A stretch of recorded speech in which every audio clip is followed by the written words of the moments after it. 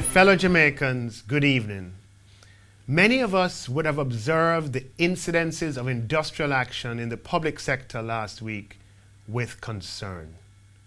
Jamaica has shown great resilience in the face of monumental and historic economic adversity brought on by the global COVID-19 pandemic, and today we are experiencing a recovery of jobs and economic output way ahead of other countries in our region and in a manner that defies our historical experience. Companies are expanding, new hotels are being built, and residential and commercial and warehousing construction continues to increase.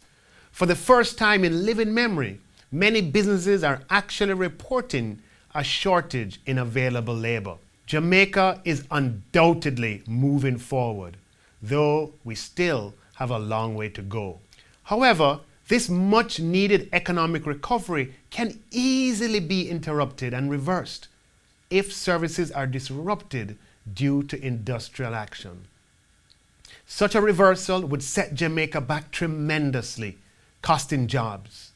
This would negatively impact us all, from the decline in government revenues that would follow and the cuts in budgetary expenditure that would then become necessary.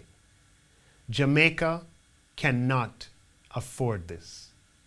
On behalf of all Jamaicans, therefore, I appeal to all public sector employees for patience and for calm. We understand your apprehension. We understand your fear. We know that you have been waiting a long time for the compensation restructuring reform, and many are now anxious about what it might mean for you. We know you have been hearing things, sharing figures, viewing calculations, and there may be some misunderstandings about how this will all work. It is certainly possible that in some instances you are receiving partial and incomplete information out of context. I humbly ask that you avoid conclusions at this point. There is a consultative process underway. Things will be much clearer once these consultations with your union or bargaining group are completed. For a complex and ambitious reform such as this restructuring of public sector compensation across all of government for 110,000 public sector employees organized into 47 central government bargaining units and 140 public bodies, there has to be an established process as we drive towards implementation. The process is that for those who work in central government, civil servants, police, teachers, nurses, doctors, dentists, other healthcare workers, correctional officers, firefighters, etc., we have been engaged in consultations with your union and bargaining group representatives. The Ministry of Finance and the Public Service has already met with 45 out of the 47 central government bargaining groups and unions. You will have the opportunity to provide feedback, which will be considered in the second round of consultations, which will shortly begin. There is therefore an established mechanism through which concerns, misconceptions, and/or misunderstandings can be addressed.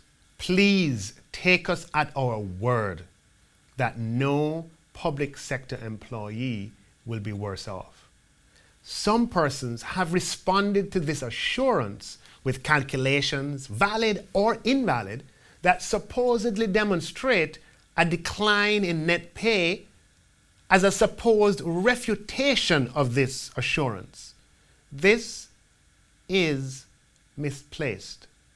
The assurance is not a statement that contends that everyone is better off with the proposals on the table.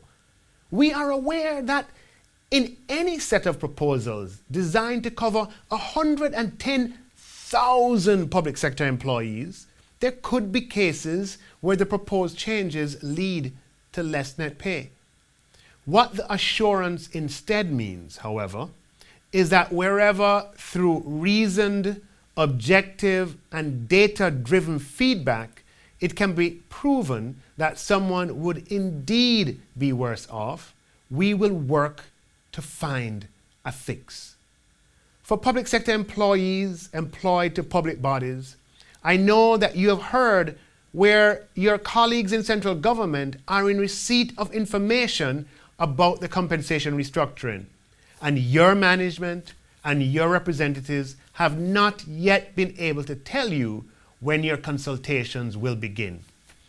This has been met with displeasure. I completely understand that. For those public bodies such as the National Water Commission, the National Irrigation Commission, the Broadcasting Commission, Civil Aviation Authority, PICA, Petrojam, among others, where the agitation for reclassification exercises predates the commencement of this all-of-government compensation restructuring reform, it is particularly irksome for you that from your perspective, now that compensation restructuring is here, you now seem to be at the back of the queue.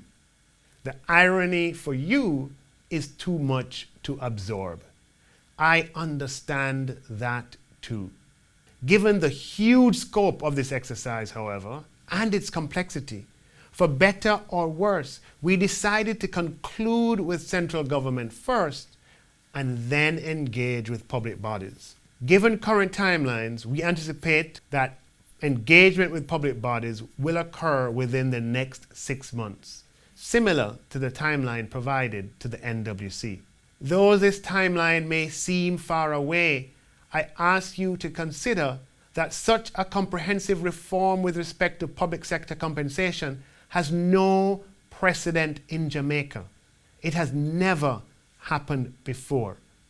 We have been ambitious in looking after your interests. We therefore ask for patience. We need the same patience which allowed the hard-working teams to complete 4 years of work setting up the policy framework for this reform, engaging the public sector about its key elements, procuring and engaging the services of multinational consultants, collecting and analyzing data on 110,000 jobs, designing and completing surveys, modeling, forecasting, and communicating. After enduring the road phase of this reform marathon, we have now entered the stadium and are actually on the home stretch in full visibility of the finish line. It is supreme patience that got us here. As close as we are, we cannot now afford to collapse on the track. Instead, fueled by that same patience, together we can make it across the finish line. We are further strengthening our partnership with our trade union partners and bargaining groups, with whom we have achieved tremendous things over the years. This process is and will be inclusive and will consider all views. We have approached the restructuring of public sector compensation with great ambition. Working with our partners in the trade unions and bargaining groups, we are doing what has never been done before in Jamaica. The public sector has been through a long night, and the day of reform finally approaches. But, my fellow Jamaicans, it is always darkest just before dawn. Let not the darkness of this brief pre-dawn period lead us to stumble as a society. Kicking our own can of milk over, even if unintended, will only delay the emergence of daylight. And even then, with spilt milk, daylight would not be sustained. Patience and orderly discourse, on the other hand, will allow a sustainable dawn to emerge. You can rely on the partnership between the government, trade unions, and bargaining groups to secure the interests of all public sector employees and the wider Jamaican society as we advance this ambitious necessary and important reform. I will continue to keep you updated. God bless you, and God bless Jamaica.